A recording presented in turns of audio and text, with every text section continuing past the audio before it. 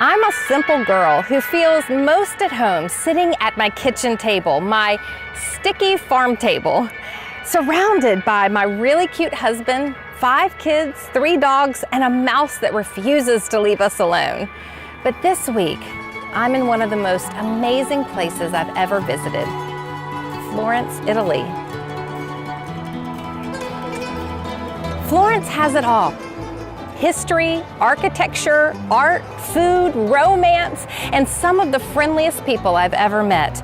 The old city is like a living history book. Every street is quaint and charming. The food is amazing, especially from the little tucked away restaurants found on the streets and alleyways. There are museums on almost every block, famous statues in every square, or piazza as they're called in Italy. It's no wonder Florence is considered to be one of the most beautiful cities in the world. Florence, as we know it and can experience it today, is beautiful. But if you take a closer look at the history of Florence, you'll see that this charming, wonderful place wasn't always so charming or wonderful. In fact, if I were to trace the history of Florence, there were conflicts and extreme struggles throughout the centuries. You might say that Florence was a city with a tendency to come unglued, kind of like me, maybe even like you. Do you ever get worn out from trying to deal with your raw emotions like anger, frustration, bitterness, resentment? You know those feelings that you hide from people that you want to impress, but spew on those you love the most? Me too. That's why I wrote this study, Unglued. My last book, Made to Crave, was about what I put in my mouth. Unglued, it's about the struggle of what comes out of my mouth. And rest assured, as we walk through these next 6 sessions, you won't find me pretending to be a preachy expert shining my halo. No, I'm your gut honest friend who lays my own struggles out on the table and will quite honestly probably make you feel a little bit better about yourself, or at least more normal in your own struggles. You see, there's nothing wrong with having feelings. Feelings are good. God made us to be emotional creatures who experience the highs and the lows of life through our feelings. But while feelings are great indicators of what we're experiencing, they shouldn't dictate how we react to our circumstances. Yes, feelings should be indicators, not dictators. So in this study, we'll process together how to fight for our relationships rather than against them, deal with the realities of messy, aggravating, everyday life situations without yelling or stewing, identify the kind of reactor that we are, and the practical biblical help to become more peaceful. Yes, peaceful. More peaceful than we ever thought possible. And you definitely want to read the Unglued book and follow along in the Unglued Participants Workbook with this DVD. We are about to experience significant life change in a setting more beautiful than you can imagine. So, if you're ready, and I know I am, let's step into this city and into 6 lessons that have changed my life, and I'm praying they will change yours as well. Unglued. Making wise choices in the midst of raw emotions.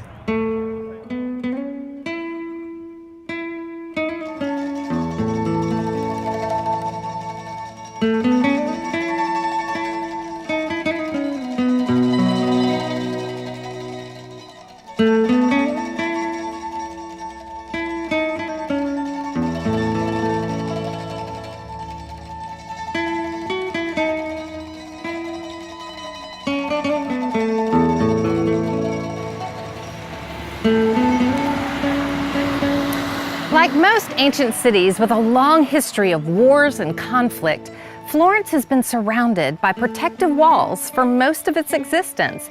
In fact, the walls surrounding Florence have been built, widened, and rebuilt 6 different times since the first wall was built in the 2nd century AD.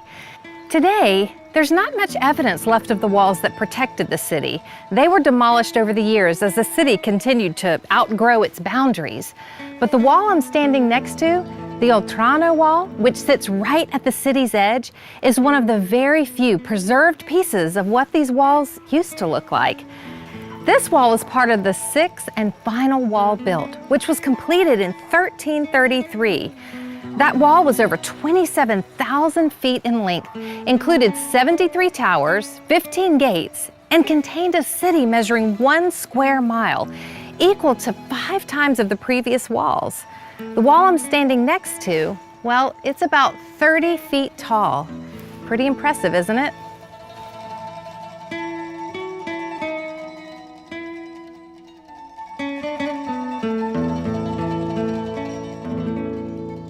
So the day I turned in Unglued, the day that I finished writing it and sent it off to my editor, well, that very night I had a little issue where I sort of came unglued. My daughter called me from her cell phone. She had been out running errands and needed help carrying some packages in from her car.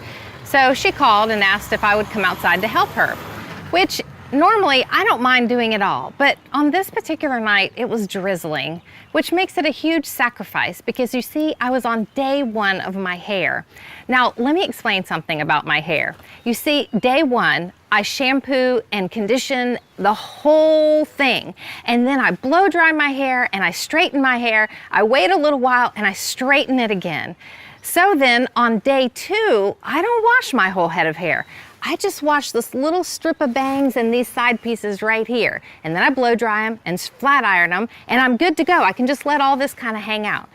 And then on day 3, I wash just a little bit more of my bangs and side pieces, and I blow dry them and flat iron them and just let the back just kind of hang. Now, I know there are some of you sitting there thinking, what in the world, this woman, she doesn't wash her hair every day? Well, no, you see, my hair is quite the situation. It takes too much time. And so this is my little trick to save a lot of time. And those people that are sitting with you, your friends who are day 3 hair people, they will understand. You can ask them, they'll explain it all to you. So I'm on day 1 of my hair and it's drizzling. And this is tragic because if I walk outside on day 1 with the drizzle, it ruins days 2 and 3. It just makes them disastrously frizzy. So it was quite the sacrifice to go outside and help my daughter carry packages through the drizzle rain. But I did it anyway. So I walked outside and she wasn't there. She had called me before she actually pulled in the driveway. So I'm standing there in the drizzle rain, getting more and more frustrated. I decided I wasn't waiting any longer. So I walked back into the house and I remembered I need to make a phone call. So I picked up my phone and right at that moment, I hear my daughter outside beeping her horn. Now let me just explain something. You don't ever beep your horn at your mama. Never, ever, ever. So by the time I walked back outside into the rain, through the drizzle on day 1 of my hair, I was feeling a little frustrated. And I walked up to my daughter and I looked in her car. She didn't even have enough packages to warrant needing my help. So I let her know about my frustration. I said, Hope, don't you know it is day 1 of my hair and I've just walked through the drizzle, back through the drizzle, and back through the drizzle rain again, and I come out here and you don't even really need my help, and to make matters worse, you have beeped your horn at your mama. You never ever beep your horn at your mama. And I turned around and I just huffed and puffed all the way into the house. And then I remembered I needed to make that phone call. So I looked at my phone and I was horrified. I was a minute and a half into a phone call. Somehow I had accidentally bumped my phone and it had dialed my pastor. I was so stunned. I hit end and I threw the phone into my purse. I waited just a second while thinking, oh please, oh please, oh please, don't let him have heard that conversation. And a few seconds later, I hear ding, ding, ding, which lets me know I got a text message. So I pull my phone out of my purse and it was a text message from my pastor, which read, "Hi, Lysa. I think you just accidentally dialed me and I got to hear a fantastic argument between you and your daughter." Ugh. So I just texted him back, keeping it real, ha ha.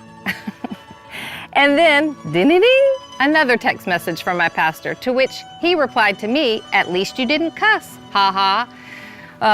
You see, our goal in the study isn't to be perfect because honestly, that's not realistic. Our goal is to make progress though, but I'm calling it imperfect progress. And as we go into this study, there's this question I really want us to settle in our heart. If we're ever going to make this progress, there's a crucial question. It's a question that Joshua had to settle before he entered into one of the most crucial battle strategies of his life, at the wall of Jericho. In Joshua chapter 6, verses 1 through 5, we find that Jericho was tightly shut up because of the Israelites. No one went out and no one came in. Then the Lord said to Joshua, "See, I have delivered Jericho into your hands, along with its king and its fighting men. March around the city once with all the armed men. Do this for 6 days. Have 7 priests carry trumpets of ram's horns in front of the ark. Then on the 7th day, march around the city 7 times with the priests blowing the trumpets. When you hear them sound a long blast on the trumpets, have all the people give a loud shout. Then the wall of the city will collapse and the people will go up, every man straight in." Now imagine this, really. I mean, if you were Joshua, imagine being in this situation. As I stand here and I look at these walls, I can't even imagine being Joshua, going to the people, saying, "This is our battle strategy of how we're going to make these walls fall. That we're going to walk around the walls and toot our horn, give a big yee-haw, and these walls, these massive, huge walls, are going to fall?" I don't know. So I believe before Joshua announced his great battle strategy, he had to settle a really important question.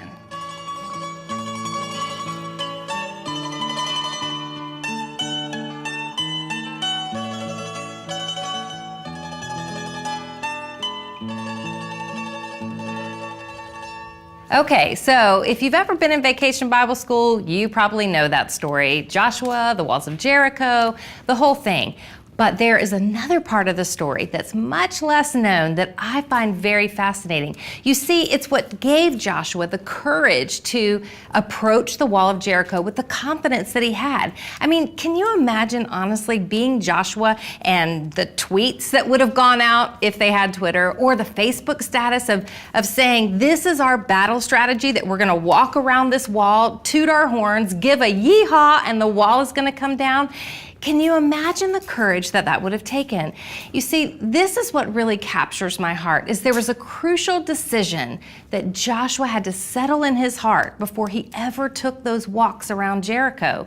And we find that question in Joshua chapter 5. If we just go one chapter back, we find this amazing encounter that Joshua had where he settles this crucial question that's not only important for Joshua, it's important for us. Joshua chapter 5, verse 13. "Now when Joshua was near Jericho, he looked up and he saw a man standing in front of him with a drawn sword in his hand. Joshua went up to him and asked, 'Are you for us or are you for our enemies?'" Now here's what's really interesting. Many theologians have debated who was this that Joshua was talking to. Later in the scriptures, it says that it was the commander of the Lord's army. Some people, though, say it was a Christophany, an early appearance of Christ. Other people say it was a theophany, which means it was actually God himself. Whether you believe it was the commander of the Lord's army, a Christophany where it was Jesus Christ, an early appearance, or a theophany where it was God himself, the reality is Joshua is talking to the presence of God. So the presence of God has fallen right in front of Joshua. And Joshua asked the presence of God this crucial question: "Are you for us or are you for our enemies?" And then the presence of God gives a shocking answer, almost even a scandalous answer, because God says to Joshua, "Neither," in verse 14. "Neither," he replied. Now, this is what really shocks me. I'm sure Joshua expected God to say, of course, Joshua, I'm on your side. But when God says neither, I'm sure Joshua was a little shocked by that. Why would God have said that? I think it's because Joshua was asking the wrong question. I don't think that it was as important for Joshua to know whose side God was on as it was important for Joshua to settle a crucial question in his heart. And that question is, Joshua, whose side are you on? Are you going to be for God or against God? And you see, when Joshua settles this question in his heart, and I believe he does, because the scriptures go on to say that he was instructed this was holy ground, and Joshua took his shoes off in an act of submission, saying, yes, God, I'm on your side. So Joshua settles that question, I am for God, and I believe that gave him the courage to face his wall of impossibility. So I think we must settle that question as well. Whose side are we on? In all of these unglued reactions and all of these unglued situations that happen, I think the crucial question that we have to settle right off the bat here is, are we going to be on God's side or not? And if we're going to be on God's side, we will have the courage to face these unglued situations in a brand new way. So, how do we practically apply this in our lives right now? Well, think of what is a current conflict you're facing, or a relationship you find yourself getting most frustrated with. How can you remain on God's side in the midst of this situation? Well, here's a great verse to consider when thinking about being on God's side. Psalm 19:14, may the words of my mouth and the meditation of my heart be pleasing in your sight, O Lord, my rock, my redeemer. Okay, first of all, words. What words am I speaking about this person? And meditations. What thoughts am I having about this person? You see, both in my words and my meditations, how can I stay on God's side and not give Satan more fuel for the fire? Being on God's side doesn't mean you'll have all the answers to solve this issue, but it does mean that in the midst of the issue, you do three things. First, use truth. Saturate yourself in God's truth as it relates to the issue that you're having. Second, use self-control. Realize you can't control how this other person acts or reacts, but you can control how you act and react. And third, use prayer. Pray for this other person. Thank God for their good qualities. You know, it's really hard to pray with a thankful heart and stay mad at the same time. So truth, self-control, and prayer. Three great ways to ensure that I'm on God's side, no matter what wall of impossibility we're facing.